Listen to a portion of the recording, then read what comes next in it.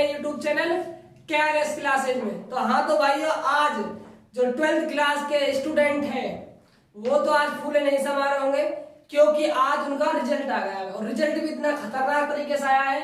आप सभी ने देख लिया होगा कि मतलब जिस बच्चे की मुश्किल से पास होता उसकी 85, 90, 92, 96 इस प्रकार की परसेंटेज बढ़ा दिए भाई। तो उनके तो क्या हो गए, मौज हो गई भाई। उनकी तो क्या हो गई, मौज हो गई। ठीक है दोस्तों, लेकिन उनकी जिनकी मौज हुई है उनसे मेरी एक रिक्वेस्ट है भाई, आपकी तो मौज हो गई, लेकिन जो स्टूडेंट अभी 10th क्लास में हुए हैं और 11th क्लास से 12th क्लास में प्रवेश किया है, तो ये पता होगा आपको इस वर्ष जो न्यू सिलेबस आया है एनसीईआरटी है भाई। ठीक है, तो हमारे इस चैनल पर एनसीईआरटी सिलेबस के अकॉर्डिंग स्टेप बाय स्टेप, ये नहीं है कि मतलब पहले कोई टॉपिक करवा दिया उसके बाद किसी दूसरा चैप्टर का टॉपिक उठा लिया और फिर वो करा दिया, ऐसा कुछ नहीं भाई। यहाँ पर इस चैनल पर आपको हर चैप्टर एक सीक्वेंस में चलता हुआ दिखाई देगा। ठीक है, हर एक टॉपिक के क्वेश्चन सब चीज मिलेंगे स्टेप बाय स्टेप, क्योंकि इस चैनल पर आपको कंप्लीट एनसीईआरटी कोर्स कराया जाएगा भाई। तो जितना हो सके, जितना आप में पावर है, आप वीडियो को लाइक कीजिए, शेयर कीजिए, और जिन्होंने हमारा चैनल सब्सक्राइब नहीं किया है तो कृपया करके आप चैनल को सब्सक्राइब कीजिए भाई, जिससे कि क्या होगा, हमें मोटिवेशन मिलेगा और हम आपके लिए और मेहनत करेंगे। ठीक है दोस्तों, देखो हमारा आज टॉपिक क्या होने वाला है, आवेशों को निकाय में विद्युत क्षेत्र। मैं आपको केवल दोबारा क्लियर करना चाहता हूं, इससे जो पिछले वाले हमने टॉपिक पढ़े थे वो थे बिंदु आवेश कारण विद्युत क्षेत्र की तीव्रता। ठीक है, ये जो हमारा टॉपिक ये है आवेशों को निकाय में विद्युत क्षेत्र। आपके ध्यान हो तो मैंने आवेशों को निकाय में विद्युत बल पढ़ाया था, और वो अध्यारोपण सिद्धांत क्या था, विद्युत बल ही था। बात क्लियर है, यानी कि अध्यारोपण सिद्धांत में हमने किसी एक आवेश पर अन्य आवेश का जो फोर्स लग रहा था उसके बारे में डिस्कस किया था। वो क्या था, अध्यारोपण का सिद्धांत। सेम प्रोसेस है उसी की तरह इसमें हेडिंग में भी आवेशों को निकाय में विद्युत क्षेत्र में। ठीक है, वहां पर एफ था, यहाँ पर ई आ जाएगा। बात क्लियर है, तो मैं शुरू करता हूं। आप हेडिंग डालिए आवेशों को निकाय में विद्युत क्षेत्र, लिखिए भाई आवेशों के निकाय में विद्युत क्षेत्र। बात क्लियर है, यानी कोई आवेशों को निकाय है वहां पर आपको विद्युत क्षेत्र ज्ञात करना है। देखिए मान लीजिए ये कोई आपके पास आवेशों का निकाय है। ठीक है, इस निकाय में कोई पॉइंट यहां स्थित है, इस पॉइंट को मैं ओ मान लेता हूं भाई। कौन क्या स्थित है यहाँ पर, पॉइंट ओ स्थित है। इस निकाय में क्या होगा भाई, बहुत सारे आवेश उपस्थित होंगे। Q1 मान लीजिए, इसको Q2 मान लीजिए, इस आवेश क्या मान लीजिए Q3, ये आवेश क्या होने वाला है भाई, फिर Qn। इस प्रकार इस निकाय में बहुत सारे आवेश रखे हुए हैं, Q1 Q2 सॉरी नहीं क्या है, Q2 है भाई, Q2 Q3 Q4, इसी प्रकार कितने होंगे, हमें n मान ले भाई, Qn आवेश होंगे। ठीक है, अब देखिए आप, ये एक बिंदु आवेश बन गया, ये एक बिंदु आवेश बन गया, ये एक बिंदु आवेश बन गया, ये क्या बन गया, एक बिंदु आवेश बन गया। तो ये Q1 जो आवेश बिंदु आवेश इस ऊपर क्या उत्पन्न करेगा, विद्युत क्षेत्र उत्पन्न करने वाला है। इसी प्रकार जो Q2 आवेश है वो इस बिंदु O पर विद्युत क्षेत्र, और Q3 बिंदु O पर क्या करेगा, विद्युत क्षेत्र उत्पन्न करेगा। तो देखिए मैं बात करता हूँ Q1 कारण, तो Q1 कितना उत्पन्न करने वाला है भाई, E1 करेगा।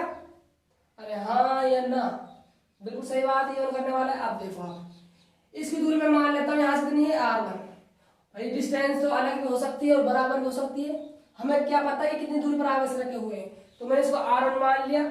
आगे देखिए जरा, Q2 कितना करने वाला है, E2। इस डिस्टेंस को आप R2 मान लीजिए। ठीक है, Q3 की दिशा ये होने वाली है, इसको E3 मान लीजिए। ये दूरी कितनी होने वाली है, R3। आप पॉइंट को यहाँ ले लीजिए, है ना, थोड़ा दिक्कत देगा ये, क्यों निकालेंगे हम। ठीक है, अब देखिए ये क्या हो गई, EN तीव्रता, ये होने वाला है। और ये दूरी कितनी हो जाएगी भाई, R। ये बात बताओ किसके समझ नहीं आई। देखो आवेशों का एक निकाय है, इसमें कोई बिंदु O स्थित है जहां पर हमें निकाय में विद्युत क्षेत्र का मान ज्ञात करना है। आवेशों का निकाय, इस निकाय में बहुत सारे आवेश रहे होंगे, मैंने माना Q1 Q2 Q3 इसी प्रकार Qn आवेश। तो बिंदु O पर ये अलग अलग आवेश ये क्या करेंगे भाई, विद्युत क्षेत्र उत्पन्न करेंगे। Q1 की बात करता हूँ, E1 विद्युत क्षेत्र, दूरी कितनी मान ली मैंने R1, Q2 की E2 R2, Q3 की E3 R3, इसी प्रकार Q1 की Rn दूरी और En विद्युत क्षेत्र। ठीक है, अब देखो मैं बनाना चाहता हूँ परिभाषा, मतलब किस प्रकार लिखना है आपको लैंग्वेज। देखो आवेशों किसी निकाय पर, आवेशों किसी निकाय में किसी बिंदु पर कुल विद्युत क्षेत्र आवेश में उपस्थित सभी आवेशों के द्वारा उत्पन्न विद्युत क्षेत्र के सदिश योग के बराबर होता है। सदिश योग के बराबर क्यों हो रहा है? क्योंकि जो आपका विद्युत क्षेत्र है वो कैसी राशि है? सदिश राशि। ये आपको याद हो, मैंने अध्यारोपण में भी सदिश योग लिखा था बलों का, क्योंकि बल कैसी राशि थी? सदिश। इसी प्रकार जो विद्युत क्षेत्र है आपका वो भी कैसी राशि है? सदिश राशि है, इसलिए सदिश योग होगा। बात क्लियर है? अब देखिए मैं लिखता हूं, आवेशों के निकाय में किसी बिंदु पर कुल विद्युत क्षेत्र, ठीक है, निकाय में उपस्थित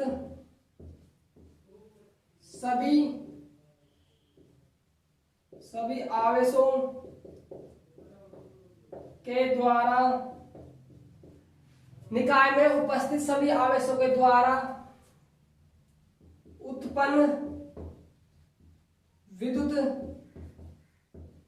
क्षेत्र के सदिश योग के बराबर होता है। ठीक है भाई, देखो आवेशों के निकाय में किसी बिंदु पर कुल विद्युत क्षेत्र होगा वो निकाय में उपस्थित सभी आवेशों द्वारा उत्पन्न विद्युत क्षेत्र के सदिश योग के बराबर होता है।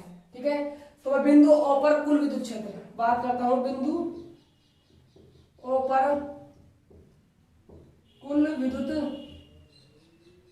क्षेत्र कितना हो जाएगा? E मान लेते हैं, बिंदु O पर कुल विद्युत क्षेत्र E मान लिया, तो किन किन योग करना है भाई? देखो यहाँ पर E1 vector, E2 vector, E3 vector, इसी प्रकार बहुत सारे आवेश रहे होंगे, डैश डैश प्लस में En वेक्टर। हाँ है ना, बात क्लियर है भाई?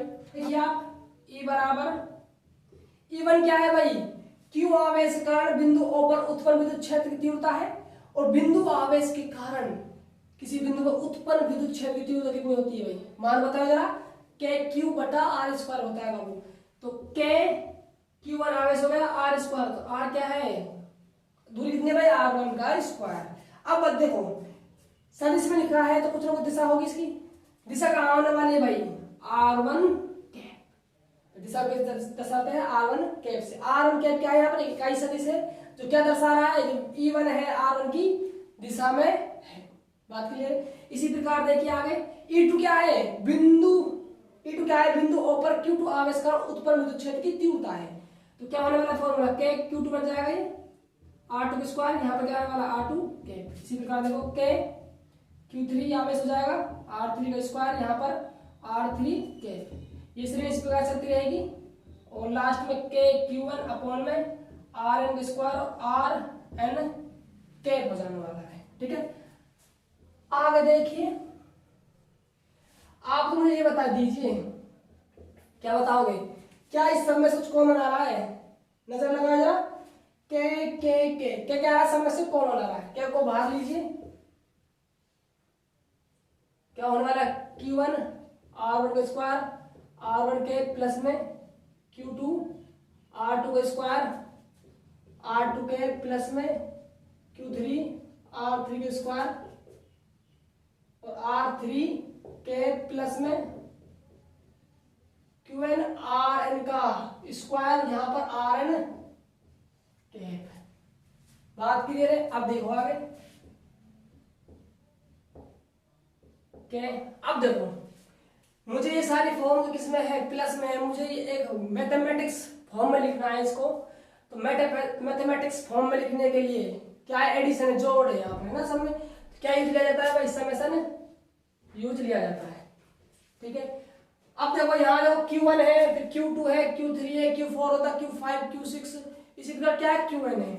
तो मैं इसको I से नोट कर दूं, जो I की वैल्यू 1 से स्टार्ट किए, याद आ रहा है ध्रुवण सिद्धांत, वहां पर ही काम किया था भाई, है ना।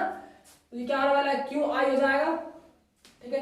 अब यहाँ देखना है 1 2 3 4 5 Rn तक जा रहा है, यहाँ पर क्या आने वाला है बटे में Ri का स्क्वायर, ठीक है। कैफ वाले देखना जरा 1 2 3 4 कहाँ जा रहा है, n तक जा रहा है, क्या बनने वाला है Ri कैफ, क्या बनने वाला है Ri कैफ।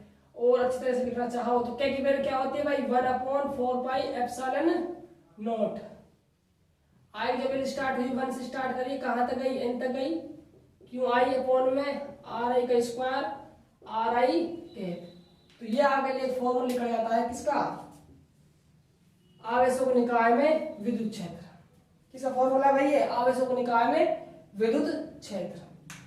तो ठीक दोस्तों, ये जो आपका टॉपिक था आज का आवेशों निकाय में विद्युत क्षेत्र कंप्लीट होता है। इससे जो नेक्स्ट टॉपिक होने वाला है उसमें हम डिस्कस करेंगे विद्युत बल के बारे में कि कोई विद्युत बल क्या होता है। तो ठीक दोस्तों, मिलते हैं नेक्स्ट वीडियो में। देखो मैं आपको एक बात दोबारा बताना चाह रहा हूँ, देखो आप समथिंग वीडियो कितनी हो गई होगी ध्यान नहीं मुझे एग्जैक्ट, फिर भी समथिंग वीडियो हो गई होगी 12-13 समथिंग।